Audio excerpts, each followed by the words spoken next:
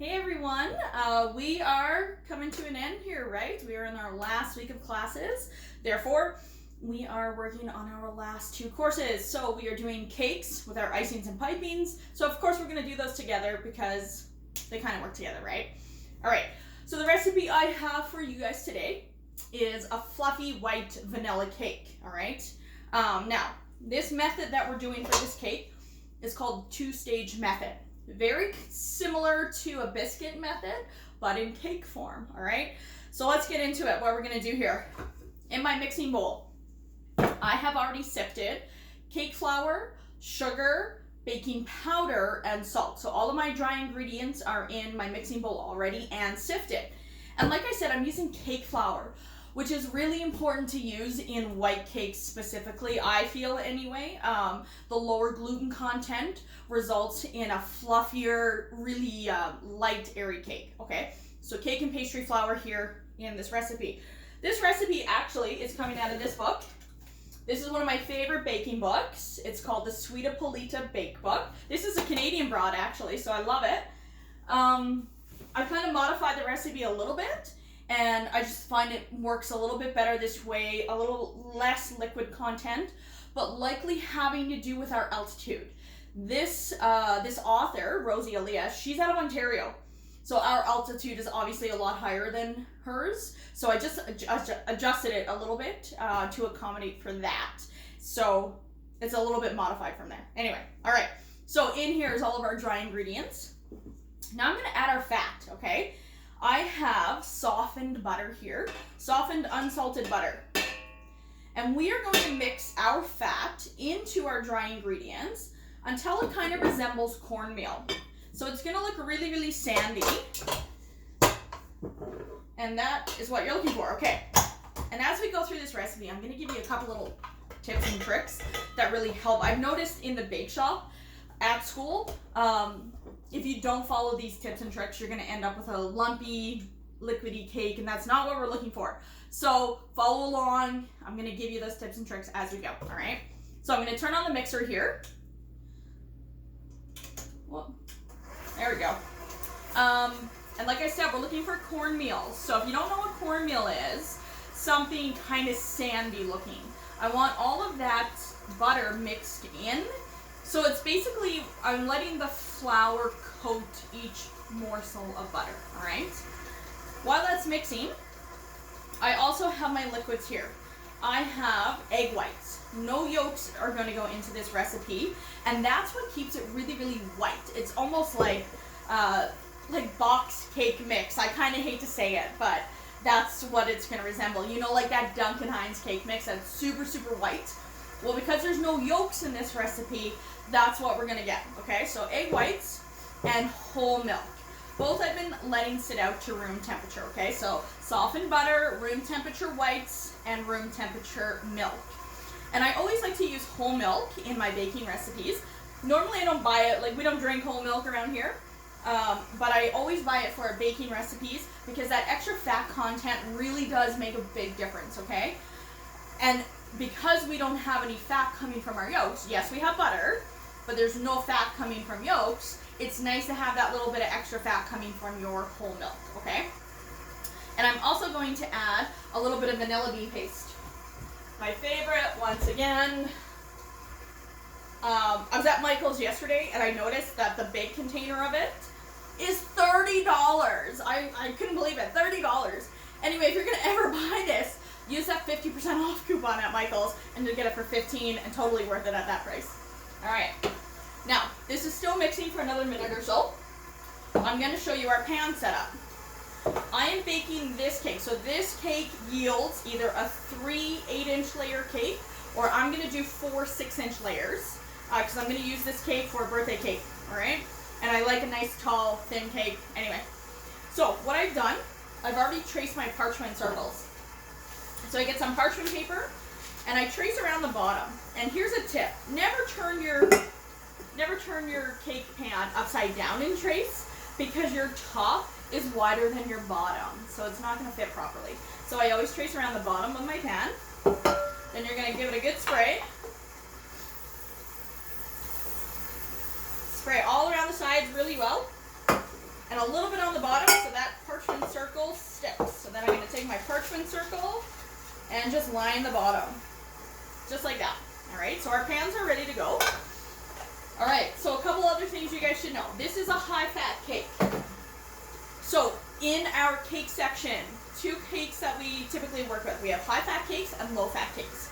Now our low-fat cakes are things like angel food cake, sponge cakes, anything that is made from a foaming method. And what I mean by foaming method is that most of your leavening in the cake comes from whipping either whole eggs or egg whites. So those are your low-fat cakes. Now our high-fat cakes are going to contain another fat. So we added butter to this.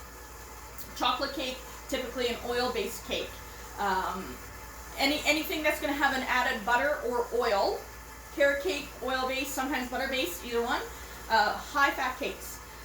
Low-fat cakes, usually the only fat that's in it is from egg yolks. And sometimes not at all. An angel food cake has no fat in it at all. And all your leavening comes from whipping egg whites ahead of time, alright? So low-fat cakes, high-fat cakes. Know the difference in those two, okay? Alright, so we're just about there. I'm just going to crank it up just a little bit more. And I'm going to show you what this looks like. So if you're making it at home, you can see what we're looking for, okay? And the more you mix it in, the smoother our finished product is going to be. So that's really important, all right? This takes a little bit more time, than previous recipes I've done on here for you, but it is worth it, all right? So I'm going to show you what it looks like right now. And I'm just about there, but not quite. Okay, see this? It's getting sandy. But if I run my hand through it like this, I can feel that there's still some big chunks of butter. And I want to get rid of that, okay? Because unlike the biscuit method, I'm not looking for big flaky air pockets, right? That's the whole point of cutting in cold butter into the biscuit method. But that's not what I'm looking for here. I just want all of my butter mixed in so it's nice and evenly coated, okay? So just another minute. Then our next step is adding our egg whites. Now here's the biggest mistake that is made in the bakery. A lot of students add all of your liquids at once. That is a massive no-no. Because if you add all of your liquids at once, you're never gonna get out all your lumps. We need to beat the lumps out first, and then we will add the remaining liquid. Okay, you've heard me say a million times in other recipes, don't overmix, don't overmix. You don't want to develop too much gluten, you don't want a tough product. Now, our cakes though, they need a little bit more gluten development than a quick bread, okay? So, scones, muffins, cookies, cakes need a little bit more gluten development, okay? Because they need that structure in order for us to ice them and have a stable product for us to ice, okay? All right. So now we're here. I'm going to show you once again what it looks like. It is looking very sandy, all right? Like white sand. See that? So we're ready to add our egg whites. And I'm adding my egg whites first because I want all of the egg content in there. I'm reserving my milk because maybe I don't need to add quite all of it. And that's okay. So we're going to add all of our egg whites first into the mixing bowl. And I'm only going to add, say, about 1/3 or so of the milk. Now I'm letting that mix in because I want to mix out all of these lumps so we have a beautiful, smooth product after. Okay, a little bit more because I noticed that there's some dry ingredients stuck on the bottom that haven't been absorbed. And then just a little bit more. Now, I'm going to crank this up here. And I'm going to get out all of those lumps before I add the rest of my milk.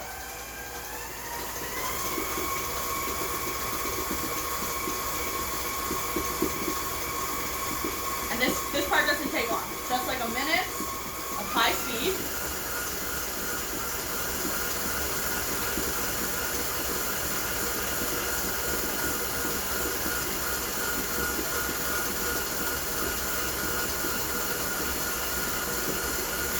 Alright, now I'm going to stop my machine, I'm going to scrape it down.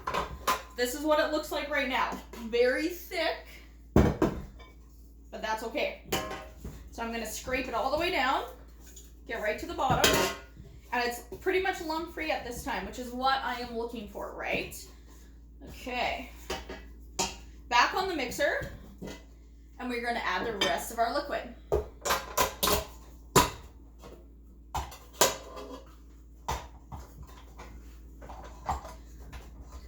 There we go.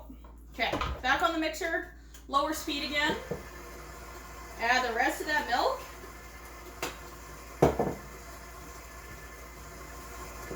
Now you're gonna let that absorb in, and then we're actually gonna mix it for another little bit. Because like I said, we actually need that little bit of gluten development, okay? And it's gonna yield a really, really nice light fluffy cake.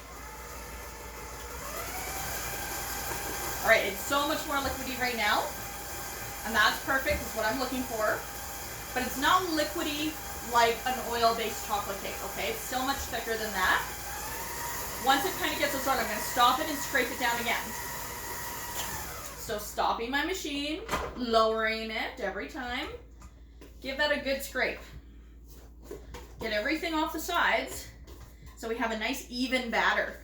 If we leave thick batter on the sides and it doesn't get mixed in, it's not gonna be nice and even throughout. Therefore, it will not bake evenly. Okay, scrape it down. Now, I'm gonna mix this for like, say, 3 to 5 minutes, okay? 3 to 5 minutes, medium speed. Maybe not even that long. But basically at this point, I'm just kind of aerating it. By mixing it right now, I'm mixing more air into the batter, which is going to make it lighter and fluffier, okay?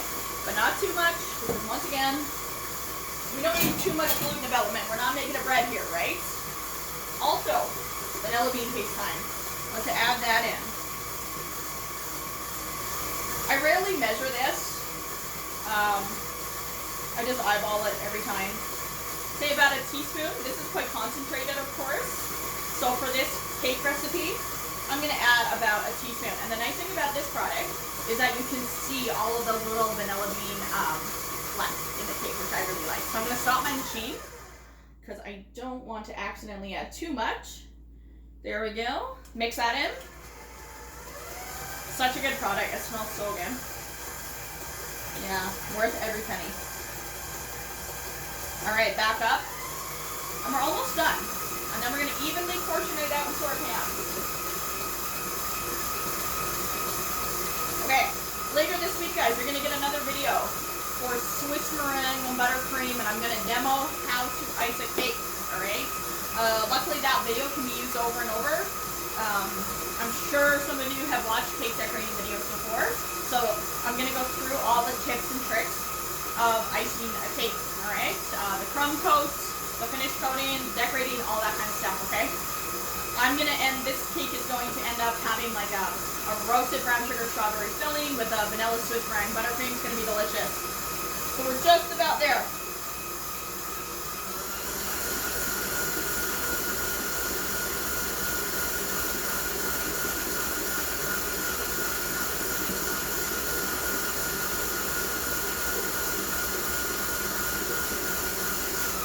Everyone, we are ready.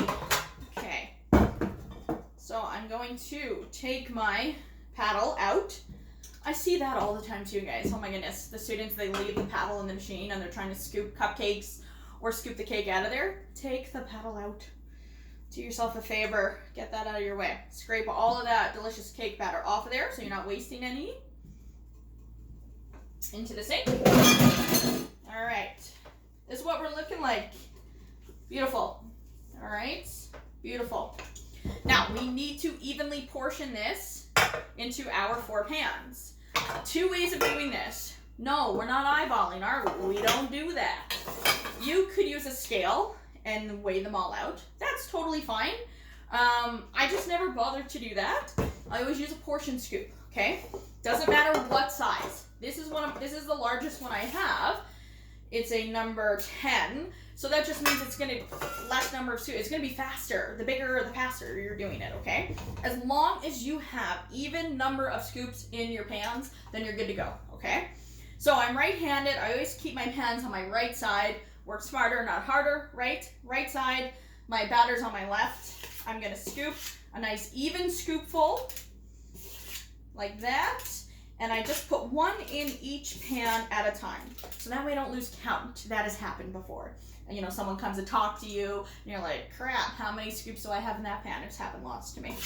So I just do one at a time until all of my batter is gone, okay?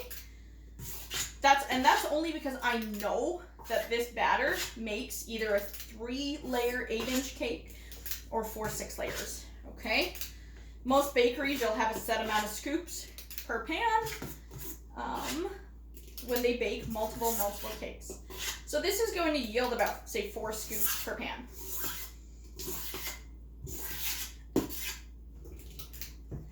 All right, another trick to this cake. I currently have my oven set at 350 degrees Fahrenheit, which is 180 degrees Celsius, and you do not want to overbake this, okay? I find a lot of times when people are baking a white vanilla cake, they bake it until it's all golden brown on the top. No, don't do that. It dries it out, and it's not nice after, okay? So what you want to do, set your timer. We're going to start at 25 minutes. We'll come back and check. If we need to add some time, we can. We can do it in like increments of 3 minutes. We want this cake to look golden brown on the edges, but pretty much the whole top is still going to be white, okay? And I know it's going to be done when I press my finger on the top and that indentation springs back, okay? If it still stays there, it's not quite baked enough yet. So add another minute or 2. So that's what you want to do. You want to bake this until the sides are nice and golden brown, but I don't want that top golden brown. It's just overbaked. So if you bake this at home, if you give this recipe a shot and it is golden brown on the top, but it's still not baked, it's a little raw, lower your oven temperature. That way it won't bake as fast. So that's what's happening to you. It's just baking a little too fast on the outside, but it's not being done on the inside. So if you have to, go down to 325 on your oven. Whatever works best. Not all ovens are alike, right? Okay, so that is it. We have our 4 layers. I'm gonna put these in. They'll probably take between 25 to 30 minutes. And then after they're fully baked, I'm going to let them cool in the pans. Once they're cooled, I'm gonna remove them, wrap them up fully, like a hotel wrap all the way around. And these can sit at room temperature on your counter for, say, 1 to 2 days before you decorate it. If not, wrap them up nice and tight and freeze them. They freeze lovely. You take them out, say, a couple hours or even up to a day ahead of time before you want to ice it.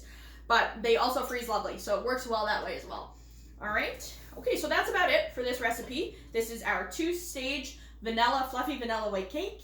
And we're going to decorate this later the week, okay? So high-fat cake, all of those things throughout the video, remember that.